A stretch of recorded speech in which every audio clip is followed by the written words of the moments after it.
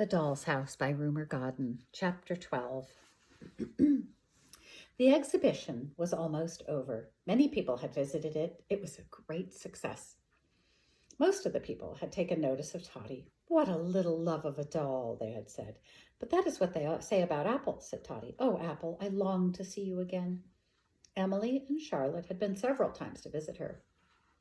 "Dear possession," thought Toddy, "a great treasure." That was what Mrs. Innisfree and the Queen had said. Toddy could look them in the face now, happily. "She doesn't look hurt any more," said Emily. "And we never found out why she did," said Charlotte. "That is the worst of dolls. They are such secret people." They showed Toddy a cutting from a newspaper, gave an account of the exhibition. "And the smallest doll is a 100-year-old farthing doll, lent by Emily and Charlotte Dane." If anyone had listened, they might have heard a tiny gritting sound. It was Marchpane, grinding her china teeth.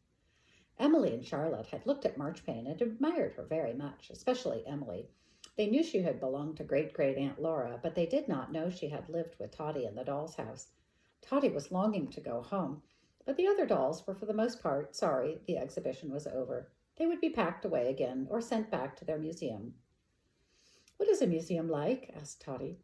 "It is cold there," said the walking doll suddenly. She sounded quite unlike herself. "Nonsense, it is grand and fine," said Marchpane. "It is filled with precious and valuable things kept in glass cases." "I shouldn't like that," said Toddy, looking at Queen Victoria's dolls. "How can you be played with if you are in a glass case?" "One wouldn't want to be played with," said Marchpane. "When I was at the cleaners, people said I ought to be in a museum." "It is cold there," said the walking doll again. "It is grand and fine," said Marchpane. "C'est vrai, mais," said the walking doll. "Mais." Her voice sounded as if her works had quite run down. "I don't want to go back into my box," said the wax doll. "It is too dark and quiet. I wish." She was thinking of the caretaker's child, who still crept out to look at her in the evenings when the people had gone. "I wish."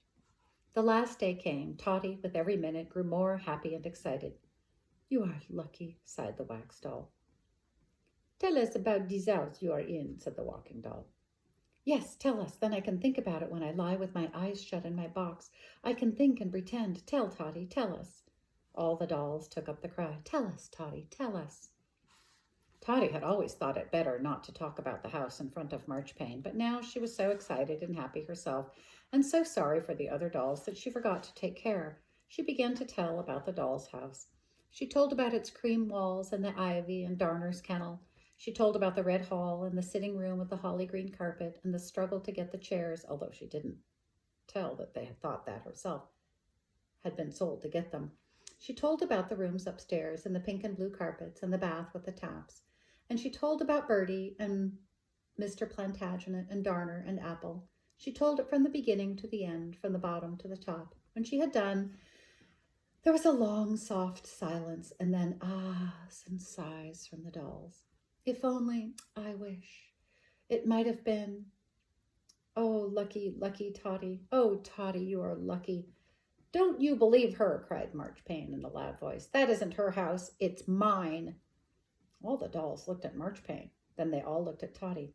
"It is in our nursery now," said Toddy. "You stole it while I was at the cleaners." "It was sent to us, as you were sent to the cleaners. It needed cleaning and taking care of," said Toddy. "We cleaned it and took care of it." "How dare you!" cried Marchpane. "You think because the Queen noticed you, you can do anything. Wait and see, wait and see," cried Marchpane. "I shall have that house back." "How can you?" asked Toddy. "It's in our nursery." "Wait and see," said Marchpane. "Wait and see." The exhibition was closed. The dolls had been taken away. The room was empty. And when the caretaker's child came in the evening, there were only long blank tables where Toddy and Marchpane and Queen Victoria's dolls and the walking doll and the wax doll and the other dolls had been. Did the caretaker's child think of the wax doll? And the wax doll in her lonely box think of the caretaker's child and of the finger that had touched her satin dress? Did the dolls think of Toddy's welcome home by Emily, Charlotte, Bertie, Mr. Plantagenet, Apple, and Darner? I think they did. End of chapter 12.